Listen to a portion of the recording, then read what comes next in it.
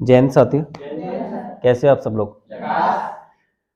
तो Indian institute में daily कुछ ना कुछ इनोवेशन होता रहता है। तो आज एक नया इनोवेटिव तो ऐसा नहीं है, लेकिन बस इतना सा मतलब बोलूँगा कि जो बच्चों का मानसिक स्तर किस लेवल पे पहुंच चुका है वो चेक करने के लिए आज आपने बहुत लगभग 6-7 महीने पहले देखा होगा कि कुछ बच्चों को मतलब बुलाया गया, उनसे पर्सनली मतलब बातें की गई, या फिर एक तरीके से इंटरव्यू फॉर्मेट जैसे आपको दिखाई देता है बिल्कुल वैसे ही। और जब तक बच्चों का चौतरफा विकास नहीं होगा तब तक कम से कम मैं ये नहीं मानता कि मतलब किसी वनडे एग्जाम को तो आप निकाल सकते हो, लेकिन कम से कम किसी सिविल सर्विसेज में जाने के लिए या फिर किसी अच्छे एग्जाम को या जिंदगी जीने के लिए तो आप परिपक्व नहीं हो पाए। तो शुरुआत है, और शुरुआत मतलब शुरुआत की तरह ही होती है। कुछ गलतियां हो तो आप कम से कम हमें बताया जरूर करो कि इसमें थोड़ा ये सुधार किया जा सकता है, तो हम संभवतः जितना यथासंभव जितना हो पाएगा हम उसको सुधारने की कोशिश करेंगे। और साथ ही साथ अगर आपको ठीक लगता है तो एप्रिसिएट करने के ही बहाने कम से कम लाइक शेयर इतना तो आप कर ही सकते हो। और चैनल को अगर आप सब्सक्राइब करते हो उसका कोई चार्ज नहीं है, और जो भी मतलब वीडियो अपलोड होती है या बच्चों का जो कंपटीशन रहता है वो, या फिर कभी कोई क्लासेस मेरी मतलब हो जाती है तो वो आपको फ्री ऑफ कॉस्ट मतलब मिल जाती है। नॉर्मली वैसे ही मतलब बोलता हूँ कि कोई भी बच्चा योग्य हो और उसके पास मतलब पैसा है या नहीं है मतलब कोई फर्क नहीं पड़ता है। यहाँ पैसा मायने कभी नहीं रखता था, ना रखेगा, बस योग्य होना चाहिए बच्चा। तो ठीक है, तो शुरुआत करते हैं हम। और सबसे पहले बुला रहे हैं नीतेश रजक को।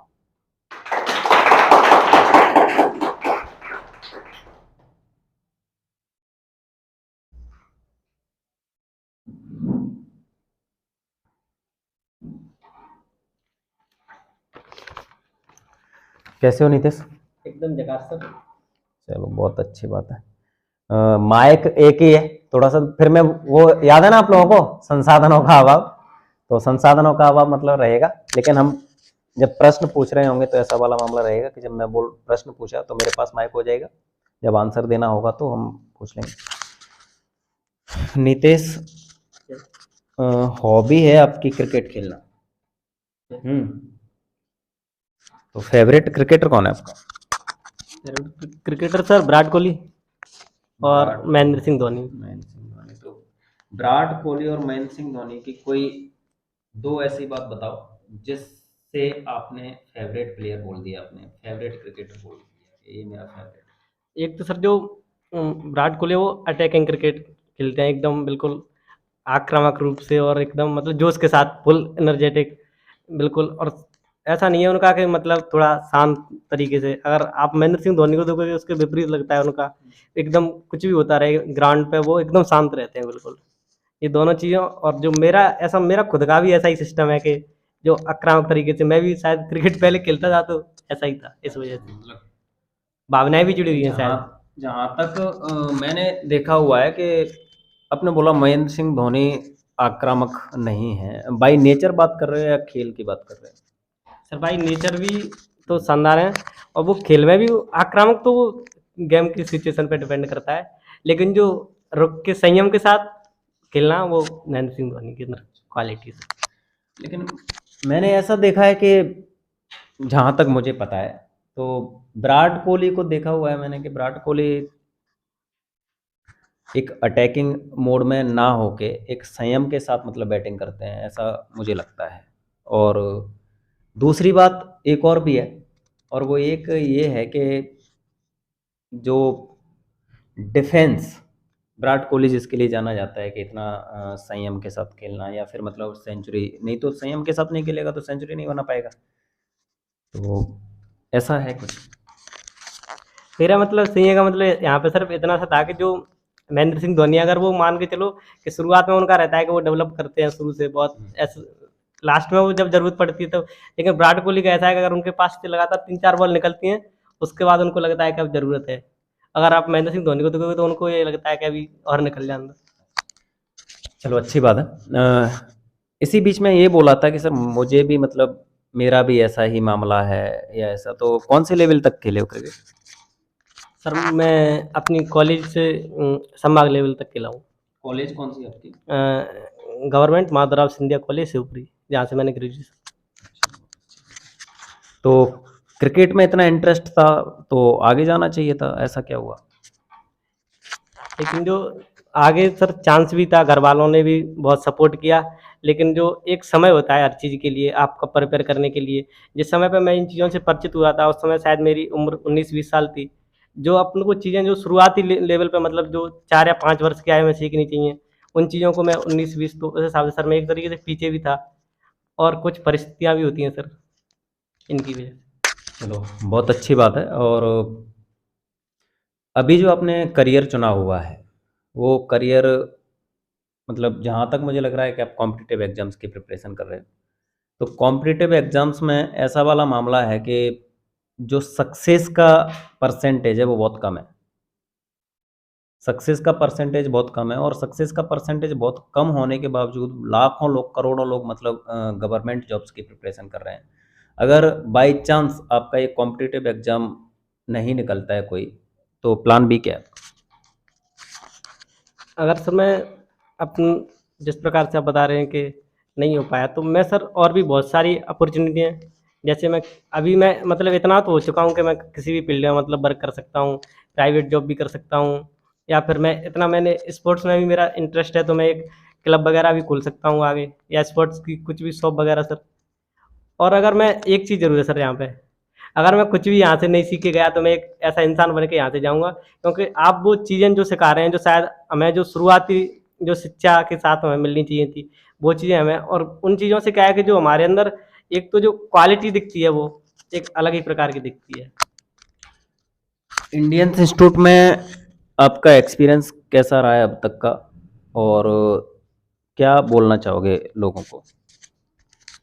सर इंडियन इंस्टीट्यूट में सबसे पहले मैं यहाँ पे जब आया था, तो मतलब एक मैं एकदम शांत सा बैठा था, लेकिन यहाँ पर जो स्टूडेंट हैं, आपने उन लोगों को इस तरीके से मतलब रहना तैयार करना ऐसा बना दिया है कि वो अपने साथ घुला मिला लेते हैं बहुत जल्दी। और इस इंस्टीट्यूट की सबसे अच्छी चीज़ जो मुझे लगती है, समानता।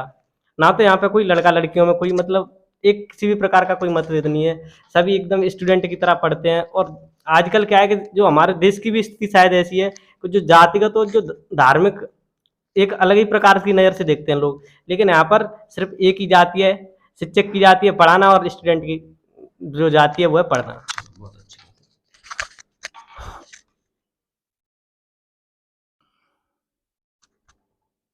इसमें म्यूजिक सुनना भी हॉबी में डला हुआ है आपका।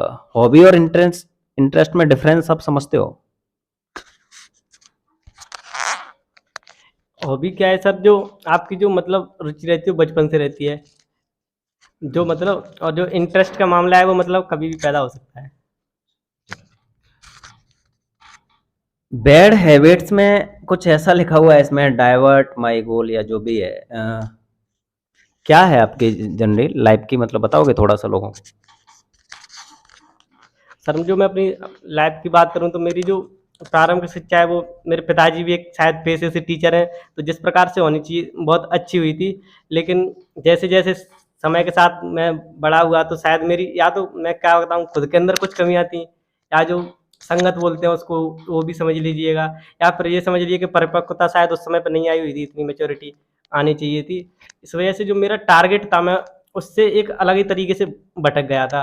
क्योंकि देखिए, जब मैं अपने पिताजी के बारे में जब वो बताते हैं कि जो जब हम पढ़ते थे, तो उस समय पे लाइट्स नहीं थी, जो संसाधन है मतलब लैपटॉप, मोबाइल्स, टीवी वगैरह, या फिर जो अच्छे लेवल के अभी तो संस्थान भी हैं, तो उस समय पे जो हमारी शायद जो इकोनॉमिक कंडीशन थी, वो भी इतनी अच्छी नहीं थी।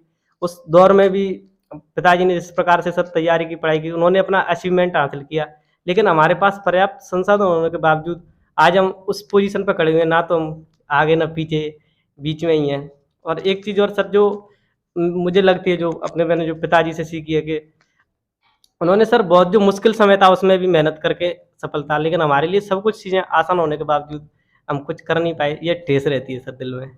इसी वजह से सर शायद अभी कोशिश कर रहा हूँ, और लगता है कि आप लोगों का साथ रहा तो कुछ ना कुछ तो करके ही जाएँगे सर, आए हम। अभी पिताजी की बात की, तो पिताजी के द्वारा सिखाई गई या बताई गई कोई एक ऐसी बात जो हमेशा मतलब दिल में रहती हो? सर सबसे अच्छी बात जो पिताजी ने सबसे पहले मुझे भी लगता है कि मेरा मामला ठीक था, लेकिन जब मैं जैसे अभी जो पिछले 1-2 साल की बात करूँ, तो मैंने सर झूठ बोलना बहुत ज़्यादा, मतलब जैसे घर वालों से झूठ बोलना, ये होता रहता था। लेकिन अभी एक दिन मुझसे बोला था उन्होंने, "तुम झूठ बोलते हो किस लिए? हम सब तुम्हारे हैं और शायद तुम जो काम कर रहे हैं हम भी करके पहले बैठे हुए हैं, तो आपको झूठ नहीं बोलना चाहिए।" तो सर मैंने उस दिन से ये अपने अंदर ठान लिया है कि अपने परिवार से और अपने शिक्षक से और खुद से कभी झूठ नहीं बोलना है। अ, ये बहुत अच्छी बात ये है कि सुधार का अगर गुंजाइश है तो बहुत अच्छी बात है, और गलती करना गुनाह नहीं है, लेकिन फिर गलती है और उसी को रिपीट करना फिर गुनाह हो जाता है, और फिर मूर्खता भी उसको बोल सकते हैं। तो मेरी बहुत बहुत शुभकामना है कि अपने लक्ष्य में जल्दी से जल्दी कामयाब हो जाओ, लक्ष्य की प्राप्ति करो। लेकिन अभी बातें ख़त्म नहीं हुई हैं। आपका जो प्रेरणादायी कोई एक आदर्श व्यक्ति हो, उससे आपने क्या सीखा है? और या फिर सबसे मेन चीज़ ये कि मतलब उसके पद चिन्हों पे मतलब आप चल के, या फिर जो अचीवमेंट है, उसने जो अचीवमेंट हासिल की, उसको आप कर पाओगे? या फिर एक सीधा-सीधा सा अगर प्रश्न बस इतना सा है कि आप आदर्श किसी को बनाया तो क्यों? इसका आंसर। देखिए सर, मेरा जो आदर्श है मैं अपने पिताजी को मानता हूँ, क्योंकि उन्होंने जो मतलब अपने जो जीवन की शुरुआत जिस लेवल से की थी और आज शायद जो वहाँ पर हैं, जो मतलब सब कुछ है वो सर उन्हीं ने इतनी मेहनत की है कि शायद उनकी जो परिश्रम है, उसका जो फल मैं उन्हें नहीं दे पाया हूँ, शायद वो मैं अब दे सकूँ। बहुत-बहुत धन्यवाद। जा सकते हो।